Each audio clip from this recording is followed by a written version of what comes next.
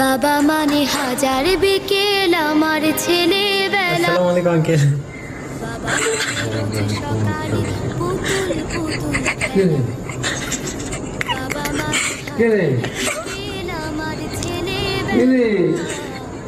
বাবা মানে কি কথা বে?